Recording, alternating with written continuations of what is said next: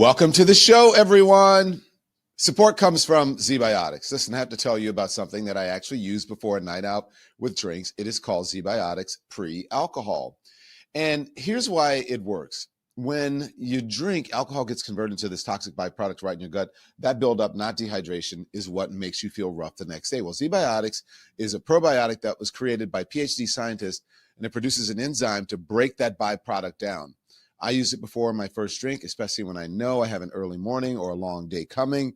One bottle, first drink of the night, that's it. Drink responsibly and feel clear the next day. Okay, so just remember to drink responsibly. Go to zbiotics.com/lemon. Use the code LEMON for 15% off of your first order. They offer a 100% money-back guarantee, no questions asked. That is zbiotics.com/lemon. Use the code LEMON for 15% off. Now, let's get started.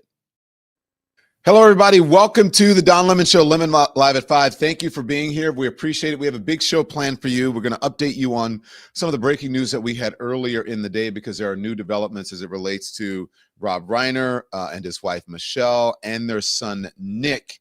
Their son, Nick, who is now officially in police custody and don't know the exact charges yet, but that's where we are. Rob Reiner is 78 years old. His wife's 68 years old. Found in their home in Brentwood yesterday evening, and they had been the victim of a stabbing. And police, at least at this point, believe that their son Nick is responsible for that. I want to bring in now someone who can help me out and talk all about this. John Avlon. He's an award-winning journalist, an author and a political analyst, and a dear friend, an old colleague, but even more so a dear friend. Hi, John. How are you? Hey, Don. Good to see you, my friend. This is a sad story. I want to talk to you. I want to talk about the political angle in this, and then we'll discuss the other details.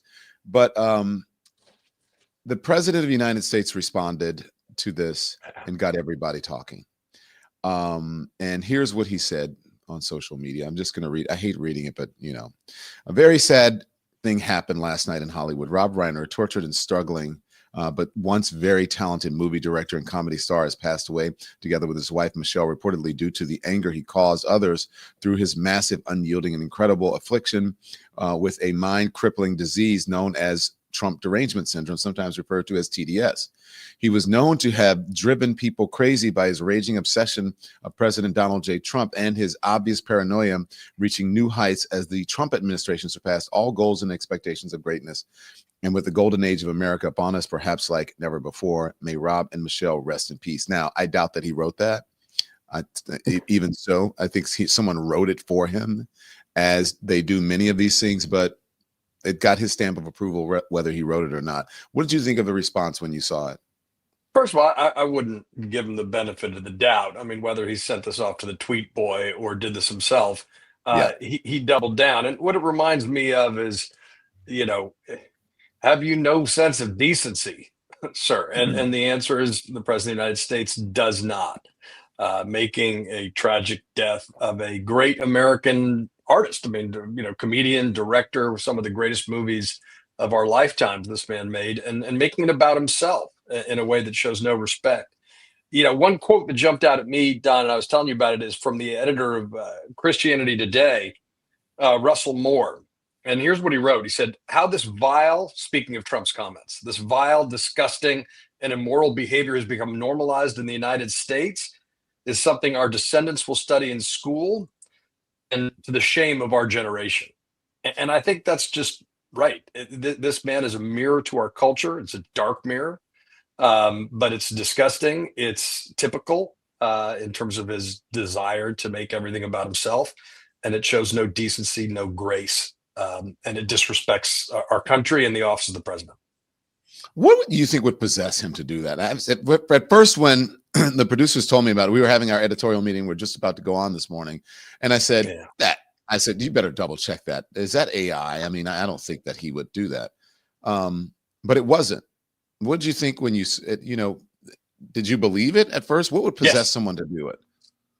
I absolutely believed it because it's entirely consistent with the way he thinks, with the way he talks, making everything about himself.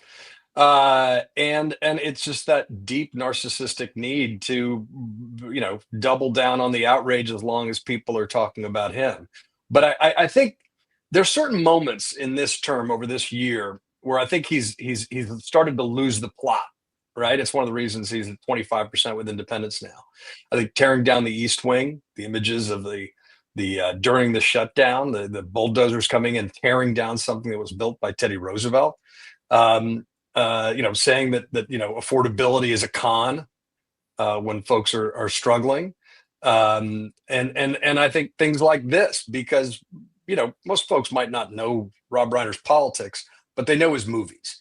They know The Princess Bride. They know The American President. They know Stand By Me. They know Spinal Tap, and they know that this is someone who, in some ways, was a throwback to an America with a sense of humor, where there was trust. I mean, even going back to his first role with All the Family, it's not like we haven't had divisions in the past, but we were able to disagree agreeably. And that's what he talked about. In some ways, kind of a Frank Capra throwback. And so this is going to boomerang badly on the president, and he deserves it because it's graceless. Yeah. He was asked about it today. Here's what he said. A number of Republicans have denounced your statement on Truth Social after the murder of Rob Reiner. Do you stand by that post? Well, I wasn't a fan of his at all. He was a deranged person as far as Trump is concerned. He said he knew it was false. In fact, it's the exact opposite, that I was a friend of Russia, controlled by Russia. It was the Russia hoax. He was one of the people behind it.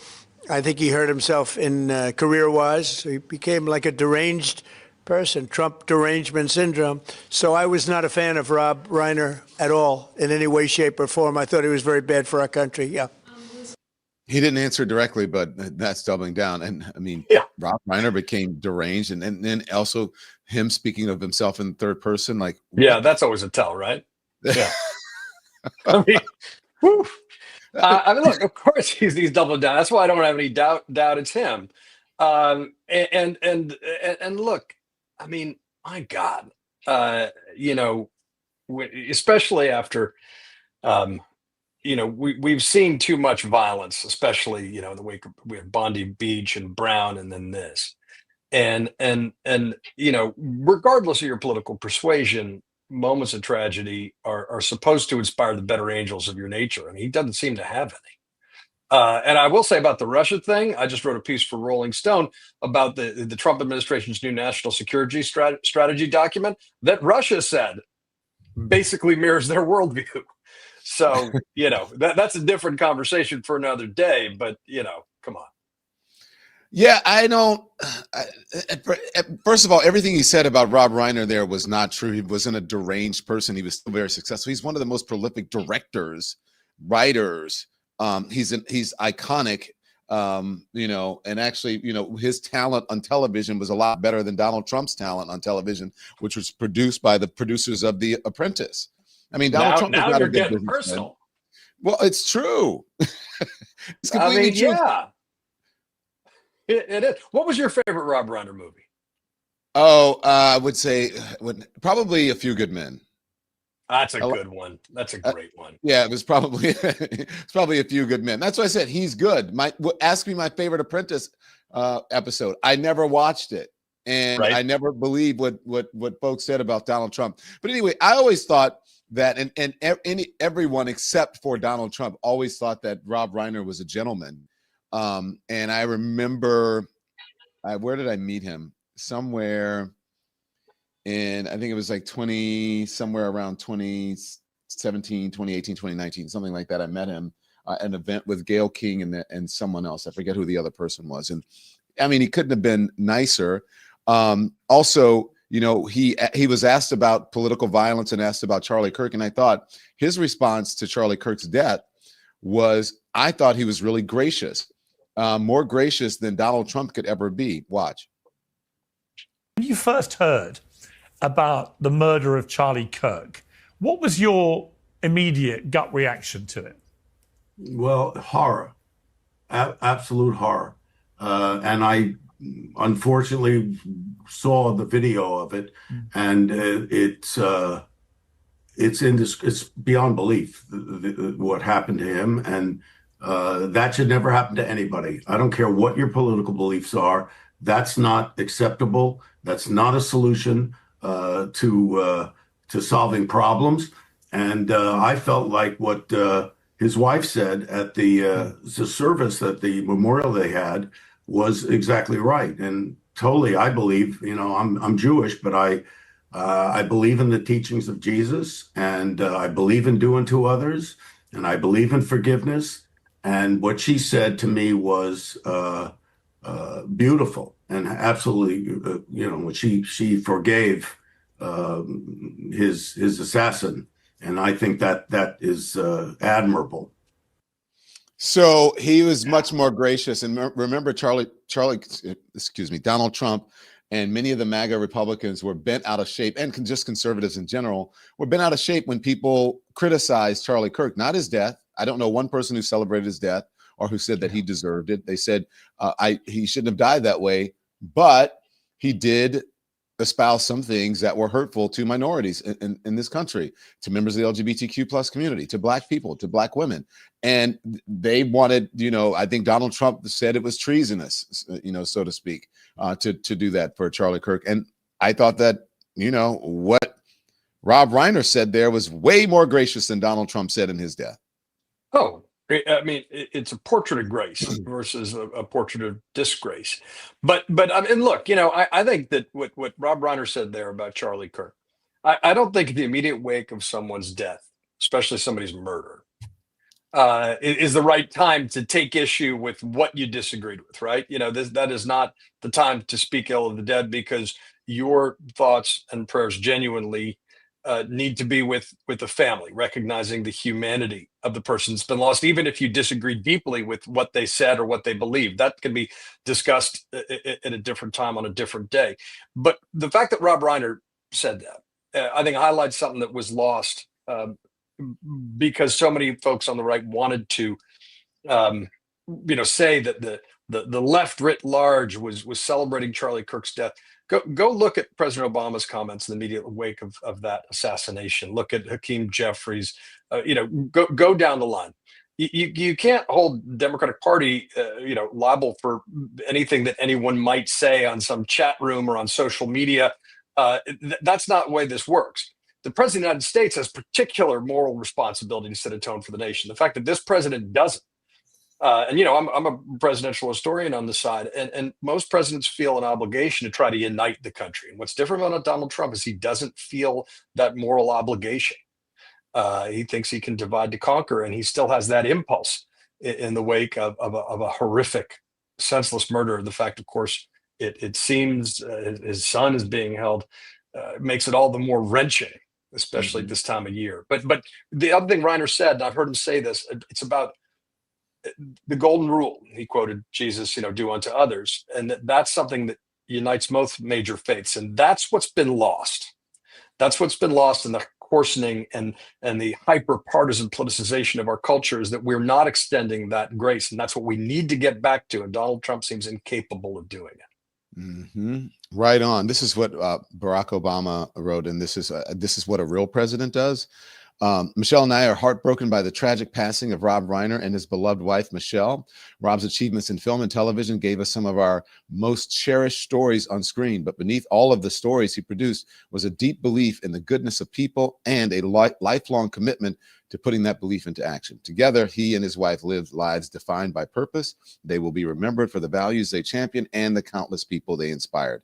We send our deepest condolences to all who loved them. Why couldn't Donald Trump find that in himself to do something similar? Because it's not in because him.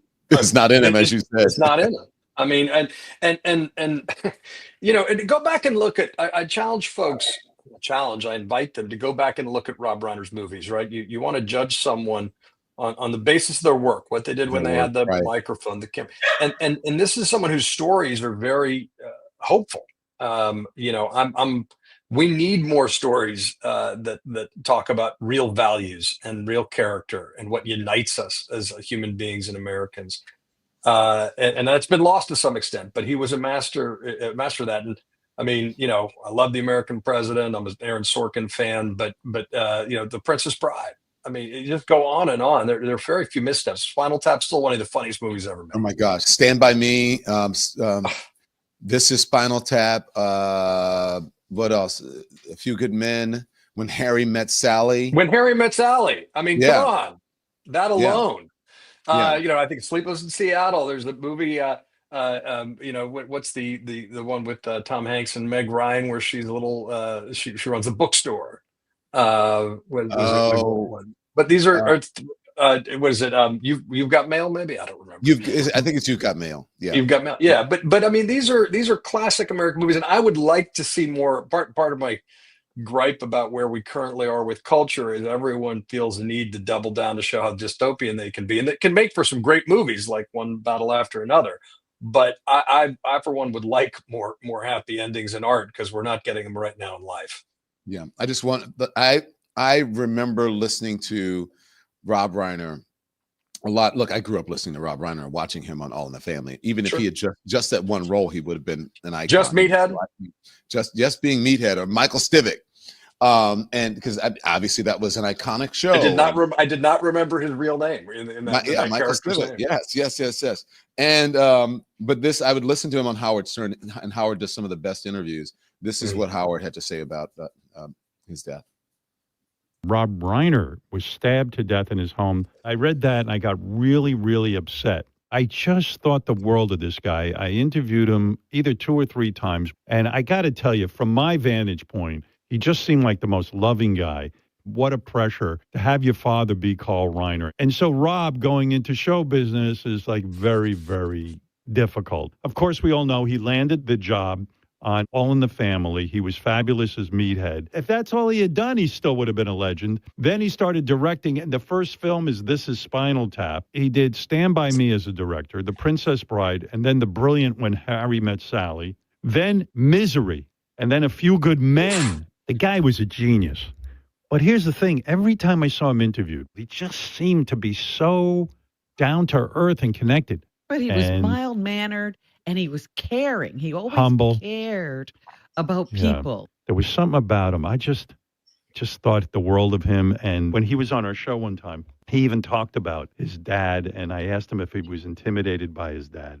My dad and Mel Brooks, they were preparing to do the Ed Sullivan Show, and you only get like 6 minutes. I was like 16 at the time. Right. And I came up with an idea for a joke, and I came down into the room where they were, and I said, I think I might have something. And I was like terrified, because I had this. You're pitching. And I'm pitching to my dad and Mel Brooks. And I had this joke, and they actually used it. That was like the greatest thrill. Well, that is great. Rob was telling me about how he watched his dad work on the Dick Van Dyke Show, and I was fascinated by that. I used to go down to the Van Dyke Show, watch my dad work with the actors, and I saw how they worked with the cameras and how he fixed the scripts. And I studied all that stuff, and I wanted to be competitive with him? I felt that way. He didn't feel that way with me. I felt like I wanted to be. I remember one time walking into his office and sitting down. Now, he wrote 20, 25 scripts every year by himself. And I sat behind his desk, and I was like, 14, 15 years old. I said, how the hell am I going to do this? I How can't did he do this. it? Was he alone when he wrote these scripts? Yeah. And you would walk in, and I guess he had a typewriter at that point. Yeah. And he'd sit there and just bang it out like it was not like Mozart banging out a song, right? And I remember as a kid, I knew he was having struggles with coming up with ideas, because he would wander into my room and he would say, anything interesting happened to you? Anything going on here? Maybe you can tell. So I always knew he was a little stuck. To lose him is a real loss. Rob Reiner, what a beautiful man. And that's how you celebrate someone's life, right? That's how you celebrate someone. But look at what we lost. Can you quantify what is lost? I think you have very few people who are that successful at anything, but especially in Hollywood. Over that period of time, I think when you look at the number of movies and how they weren't only like cultural touchstones of their time, but they're movies that people love and they go to when they're looking for hope as well as a laugh to this day. I mean, that kind of endurance. What struck me out of that is that, Mel Brooks, his dad's writing partner, is still alive. I mean, Dick Van Dyke just celebrated his 100th birthday. The fact that his relationship with his father was so formative and healthy, and to have his own son allegedly do this makes that all the more heartbreaking, especially in the holidays. Amen. That's true. And can you imagine? I mean, his dad created the Dick Van Dyke Show. And he did all that. I mean, I'm sure his dad was really proud of him as well. Definitely. I mean, they did a lot together too, which is so cool to see. When the son is successful in his own right. It's not a nepo baby situation. This guy in some ways exceeded, but his dad was even in Ocean's 11. His dad was an icon. But you look at those movies and you realize that there's a life that through his work made the world a better place, and that's the greatest legacy any of us can hope to give. Well, John, I appreciate you coming on, and Anytime, John's like family. His family, and I are really close. And so, say hello to everyone, and we'll see you. You got it, man. Hopefully for the holidays. Right. Okay, thank you, John Avlon, everyone. Merry Christmas. Merry Christmas to you. So, great guy. Love having him on. One of the smartest people I know. Just as Rob Reiner, very smart person. John's a very good writer, a very smart person as well. We're going to talk more about this and also some of the details of what allegedly or supposedly happened leading up to this horrible, tragic event. First, a word from our sponsors. This episode is brought to you by Graza. If you're still figuring out holiday gifts, let me make it really easy for you. Graza makes olive oil that actually is gift worthy. It's single origin, never blended, and made from fresh olives that are picked, pressed, and bottled in the same season. You can even see the harvest date on the bottle. Graza has ready-to-gift sets that make you look like you planned ahead for everything. Their dinner party pack comes with olive oil for cooking and finishing, a bottle of wine, a corkscrew, and Evo chips. It's a dinner in a box, a vibe. So their duo gift set is another favorite. Sizzle for cooking, drizzle for finishing, and now it comes in glass. So I use Graza all the time. It makes food taste better and looks great in your kitchen. Go to graza.co/Don.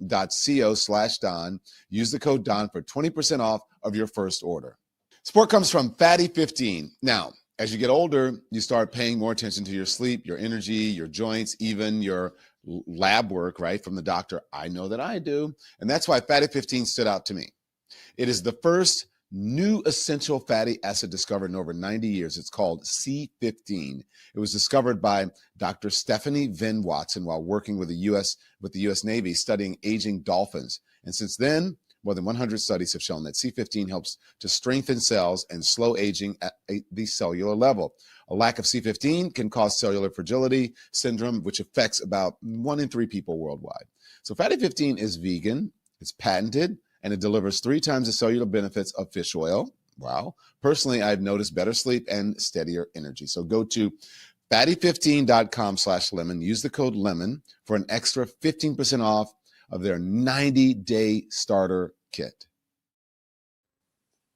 So thank you so much to all of our sponsors. We appreciate it. Okay, so let's get into some of the details of apparently what happened. There are a couple of reports here. TMZ has a report. I want to play it, and then I'll read another report. Here it is.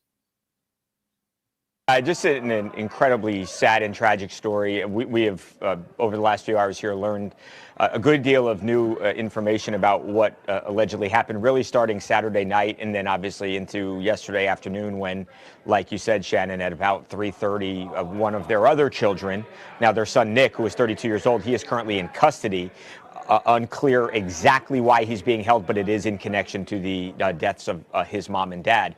But yesterday, he has a sister, and we have been told that about 3:30, she found her parents, called 911. Tragically, at that point, it was too late. There was nothing that could be done to save Rob or Michele, sadly. Yeah, I mean, this is just an awful story. We're looking more into Nick, the 32-year-old that was is being held right now. Yeah. I saw that he has had, years since like his 15th birthday, I think it said, was the first time that he was taken to a rehab facility, and that it had been like dozens of visitors, or dozens of visits rather, to other rehabilitation facilities over the years as well. So, but at the same point, like him and his dad, they made a movie together. So like I look at this and I'm like, clearly they had a connection. But this is just, I mean, to see this turn of events is just sad. No, I agree, Lauren. And, to your point, they did make a movie together. I was watching interviews that they did, obviously after the tragic incident yesterday, and looking into his son, into Nick. Pause, and please. and That movie was called Being Charlie. And then I'm going to get to a point, and I just want to put this up. You can pause it there. I just want to talk about something else that happened, because apparently, according to the reporting, that there was a party at Conan O'Brien's house the day before. And I think they're going to get to that in the report. But apparently there's a party at Conan O'Brien's house.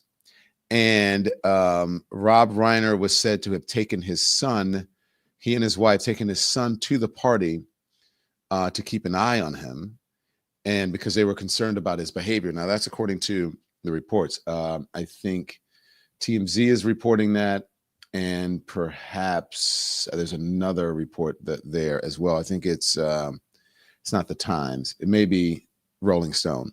But anyways, apparently it had taken him to a party, and there was a loud argument at the party. Now, my source says something different, but I don't know. Rob Reiner took his son, Nick, this is Rolling Stone, Nick, to Conan O'Brien's party to keep an eye on him day before alleged murder, it says. Can you continue that sound bite to where it was, from where it was, Andy? Had the project that they made that I think by accounts was pretty good and well received. They did a lot of interviews together. It seemed like they had a loving relationship. So to consider what might have happened, obviously we're not yet completely sure here, but to consider what might have happened, it's just awful. We were told, and it's relevant to their relationship and where they might have been right now, they went Saturday night to Conan O'Brien's holiday party. It's something he throws every year, and you get a lot of celebrity friends who go over and they have this big party where they all have a nice time. Well, Rob Reiner went this year with his wife, Michele, but they also brought Nick with them. We have been told that there was a blowout fight at Conan O'Brien's party on Saturday night where it got so bad or so intense that Rob and Michele left. Unclear if Nick left, but Rob and Michele left the party because they got into this fight with Nick.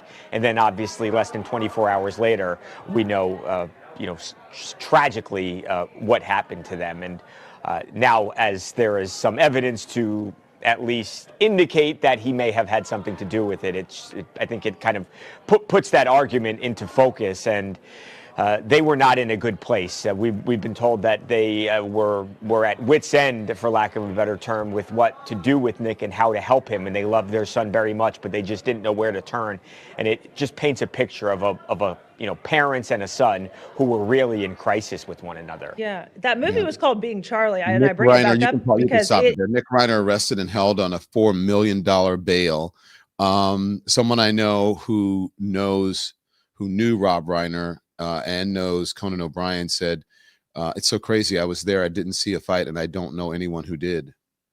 And but he was aware. This person was aware of the TMZ reporting, but was at the party, did not see it, and doesn't know anyone else who saw it. And I'm not saying that the TMZ reporting is wrong. I'm just saying the person that I know did not see that. But Rob Reiner took his son, Nick, to Conan O'Brien's party to keep an eye on him before a day before the alleged murder. And goes on to say that, let's see, TMZ was the first to report the argument between Rob and Nick before the murders. Our family sources added Michele had been anguishing to friends over the last few months that she and Rob were at their wits' end over Nick's mental illness and alleged substance abuse issues, and did not know what to do with their son Nick, saying, "We've tried everything." Now, as you know, the legendary actor, director, and his wife were found dead in their Los Angeles home on Sunday. And the reports say, sadly, their throats were slit. Nick was arrested on Monday morning and booked for murder. He's being held on a $4 million bond. Just awful. And even more awful is that you have someone that I've been saying, who is supposed to be the person who's supposed to bring us together, and provide comfort in these moments and really bring at least some sort of context into the tragic situation or what we have lost. And rather than doing that, he chooses to be negative and to write something like that, or at least have someone, whether you give it to, the copy boy, as they say, someone who can, the Twitter boy, whoever it is, it's what is he called? The true social boy, to write it for him, which I believe many of it's written by someone and he just approves it. But either way, and that's what he does. And then he has the nerve to get upset and to demonize people who were critical of Charlie Kirk's not death, but of his life, of what he did when he was alive, which is part of the First Amendment of the Constitution. Now, you can get on and say, you know what, I didn't like that Rob Reiner movie. Okay, that's fine. It's a different thing. I don't like his role on whatever, that's your opinion. But as the commander-in-chief, to do that is just really disgusting, especially the way you chastise people after the tragic death of Charlie Kirk. It does not make sense. It's okay if it's not someone in your tribe, but if it's someone else, it's not okay. It's just really unbelievable. But I guess it's believable in this moment. I mean, Donald Trump is, I don't even want to call him like a man or a human. It's just vile is the right word. And I can't imagine, I would not want to be in his presence right now. I can't imagine what it would be like, because I think it would be so toxic that he would smell, that it would just be oozing out of his pores. When people are that negative, right? When people have that sort of negative, destructive attitude, there's always something that either they have like BO, or they have bad breath, or like their hair smells, or they're like, they have like skin, disease, something, because it's coming from the inside. And so I would not even want to be in his presence. He's not operating from a place of light. He's operating from a place of darkness. It's sinister. He has sinister intentions and sinister inclinations. And he operates from the lowest part of his being. And many of the people who support him are operating from the same low vibration part of their being, on revenge, on grievance, on negativity, on darkness. We need some light. And that light is not coming from that vile man that's in the Oval Office. And do we have some of the Republicans who have spoken out against him? I don't know if we have some of the Republicans who have spoken out against Donald Trump, but we have, or at least this statement, that they have made their own statements on this, including, believe it or not, Marjorie Taylor Greene and others who have said that this was really unacceptable. This is Marjorie Taylor Greene. There are others as well who are speaking out about this. Rob Reiner and his wife were tragically killed at the hands of their own son, who reportedly had drug addiction and other issues, and their remaining children are left in serious mourning and heartbreak. This is a family tragedy, not about politics or political enemies. Many families deal with a family member with drug addiction and mental health issues. It's incredibly difficult and should be met with empathy, especially when it ends in murder. I agree. I said as much this morning, that everybody has someone in their family, whether it's their immediate family, but they know someone who's dealing with addiction issues. And that addiction issues, this one just happens to be drugs. But there are people like Donald Trump who are addicted to negativity, who are addicted to revenge.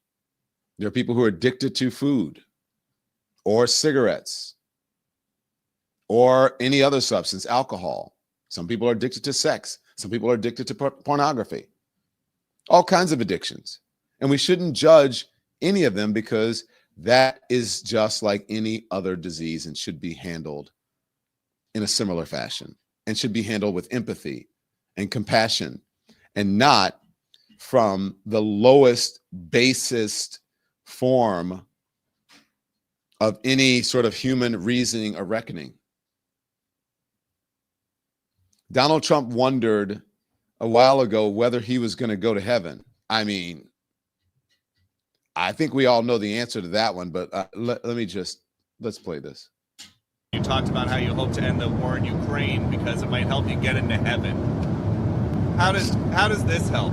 Does this help? I mean, you know, I'm being a little cute. I don't think there's anything going to get me in heaven. Okay, I really don't. I think I'm not maybe heaven bound. I may be in heaven right now as we fly in Air Force One. I'm not sure I'm going to be able to make heaven. Being cheeky or not, yeah, you're right. It ain't happening.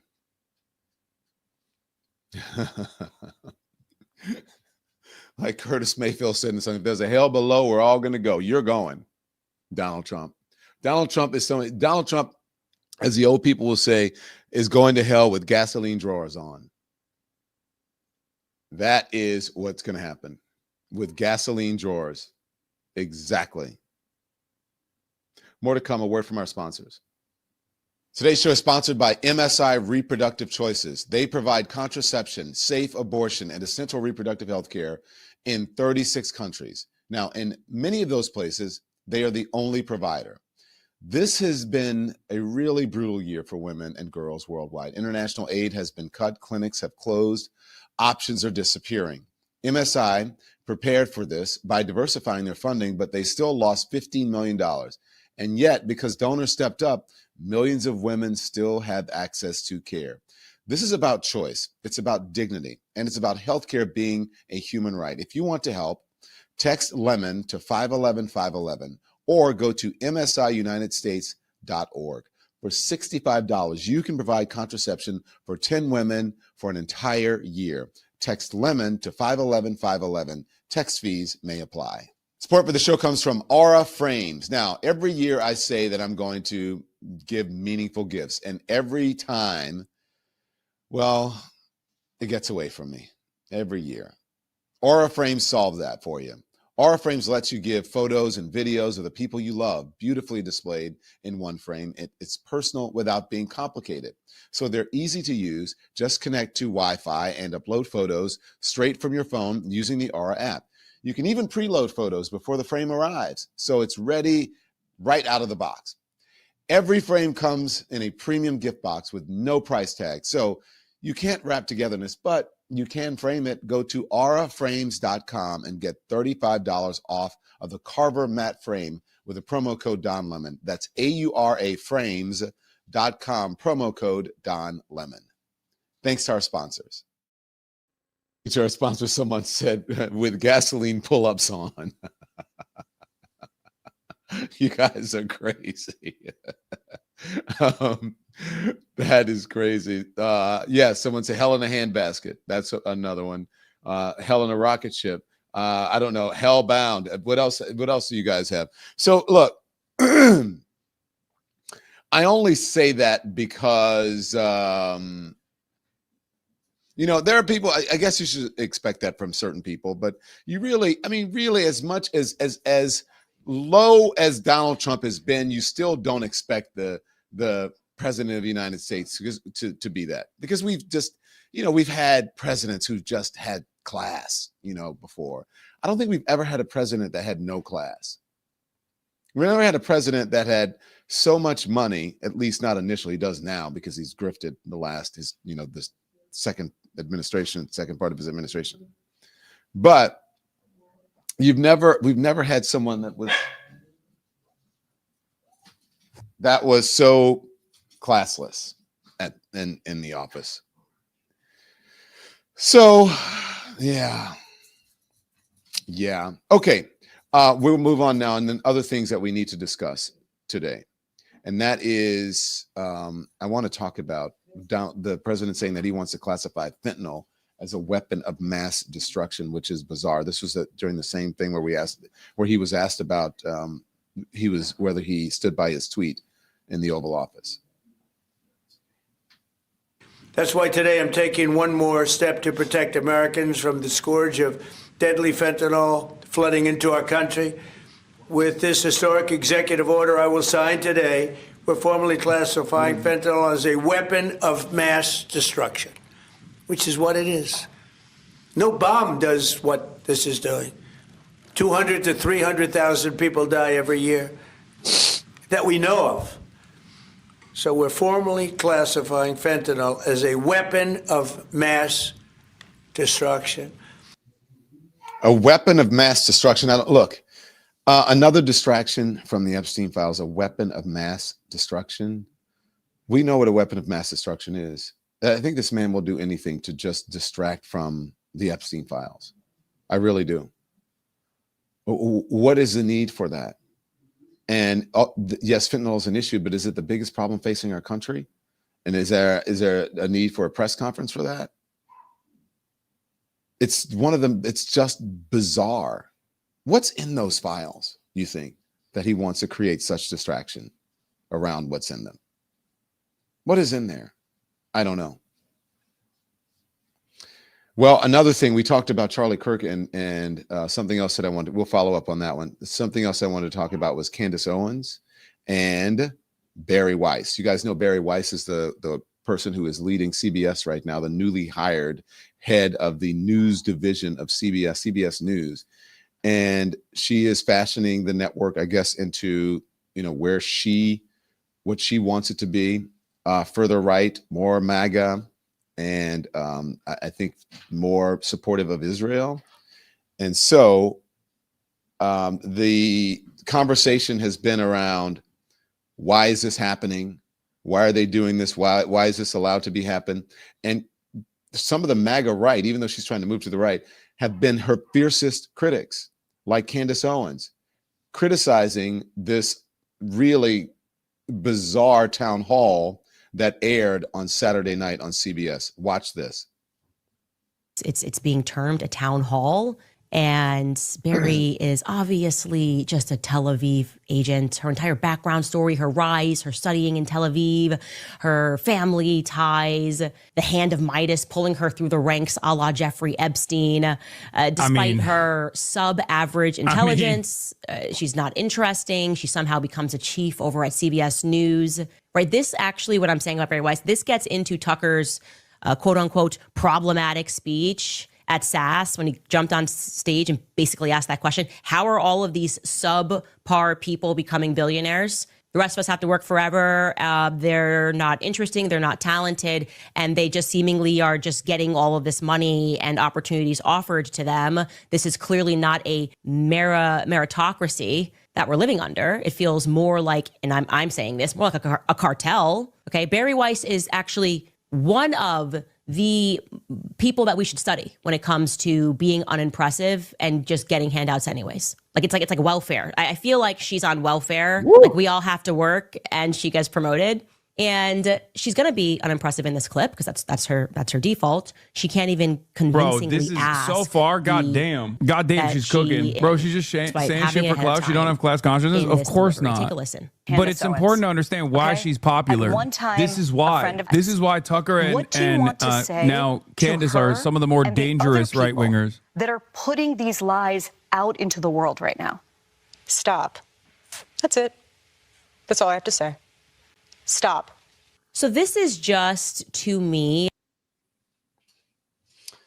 You guys know that I pretty much don't agree with almost anything that Candace Owens says, but I mean, she's, most of what she said is right on.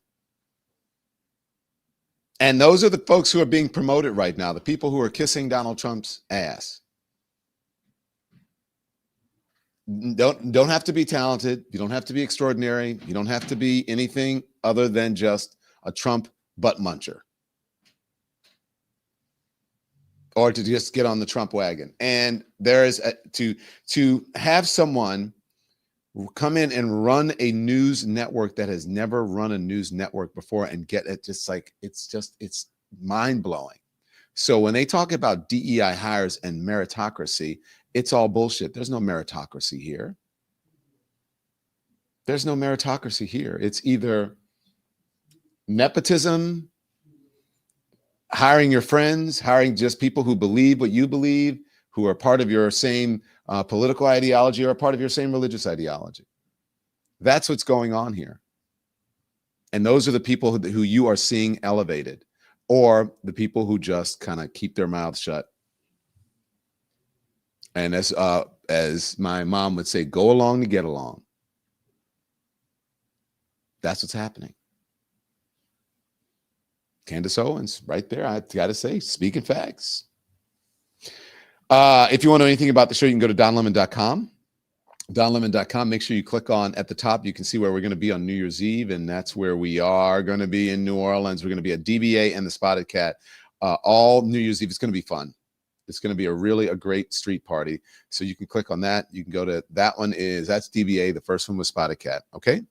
And then let's see. You can also check us out on Twitch. You can check us out on any of the platforms that are up there. You can check that out. Also, go to merch if you want to know about any of our stuff. By the way, today is the last day, I believe, if you want to get some of the Christmas stuff, like the ornament that we have here and other stuff, or this thing, any of the Christmas stuff. If you want to get that, then you've got to. Okay, dogs. You should order it by today. Okay. And what else? Speaking of, if you have merch, if you take some pictures, we'll put them on the air. Send it to the donlemonshow@gmail.com. And I believe we have some right here. What do we got? We have many, many photos. Oh my gosh. This is Kev, isn't it? This is Lemon Legend, Kev the creator. This is Lemon Legend, Kev. I knew it was Kev the creator. Ah, nice. All right. Wait, where's it? Oh, he's got the lowball glass. I see that. Thank you, Kev. We got a few from Dominique. Oh, Dominique was at that looks like Philly. Or was it Chicago? No, that looks like, no, I don't know. Maybe Philly or Chicago. Where did they say? Well, this is also that was Chicago. Her, so. That's Chicago. Okay, so that's Chicago. Because that's the mayor of Chicago right there. And it says Chicago. This is Dominique and friends. Yeah. Hello, Dominique and friends. Great. What else do we have? Thank you for your support. Two more from Dominique and friends. Oh my gosh, Dominique and friends with Tim. Who else? And then last one. Oh, cool. The ornament. Nice. Look at that tree. Okay. I feel you, Dominique. This is Jacqueline. Old people be one. Hi, Jacqueline. Great. Is that coffee or is that cocoa? I don't know. That's some creamy looking coffee if it is, Jacqueline. What else? This is JC and Katie from Chicago. JC and Katie, thank you for the tea. JC and Katie gave me a tea strainer and some tea. So thank you. I appreciate it. Got nice. Danielle from Nevada. Right there. Hi, Danielle from Nevada. Beautiful lady. Oh, she's got on the Don Lemon shirt, the blue one, like this one. Hello. Beautiful. Thank you for your support. LaFara from Fort Wayne. All right, LaFara. Thank you for your support. I love the fan. Don Lemon's biggest fan. That was so much fun. That's LaFara again? Yeah. Thank you, LaFara. And she's got the sweatshirt. I love it. Today's the last day. Remember that. Okay. Oh, cutie pie. This is Patty and Kahlo from Chicago. Hello, Patty. Kahlo from Chicago. Two beautiful, one human. Well, two humans. Dogs are human. What else? This is Patty again. Patty again. Hi, Patty. Patty. Thank you for your support. Lovely lady. This is Taloja. Oh my gosh. Loja. How many? We got tons of pictures. We have tons left. There's two more. Oh, okay. Hello. You said Loja. Taloja. Got it. Beautiful. Hi, Taloja. Thank you. I remember meeting you. Nice to meet you. And Veronica from Bowie, Maryland. Oh, Veronica. I like the green one. I'm going to have to work. That's nice. Maybe I have to change mine. I like that one. And thank you, Veronica. Beautiful. And that's it. Oh, look. And it's got life. She's got the Life 120 right there. You see that? 120 Life. Oh, yeah. In the background. Gus is having a time today. You guys hear him? Lord. It's time for food or something. He's getting on my last half a nerve right now. Okay. So, guys, I'll see you back here tomorrow. We have a members only show, right? Coming up. We do. members only show, and it'll direct the members to the members only show. If you're at a certain tier of our membership, you get to be on our show. That's coming up in just moments. We're going to be almost right on time, maybe a little bit early. Can you believe that? We got on time. We're getting off on time. Someone said Gus be knowing in the chat. Okay. So thank you guys. I'll see you back here tomorrow morning at 10 a.m. Eastern time for, I think that's it. Did I show everything? Did I get to everything today? I think I did, right? I did. You did. Yeah. All right. And so be informed without being inundated. I'll see you back here at 10 a.m. Eastern time for the Don Lemon Show and the Don Lemon channel for hot topics. Until then, turn the TV off. Thanks so much for watching, everybody. Your support means the world to us. Don't forget to hit that like button and subscribe so you never miss a show. We're live every weekday at 10 a.m. and 5 p.m. Eastern time with new clips dropping at 2 p. and 8 p. And if you want even more Don Lemon Show content, join the Lemon community. Members get exclusive posts, behind-the-scenes videos, and live chats just for you. So hit the join button or visit our channel page to sign up. Thanks again for all your love and your support, and I'll see you next time.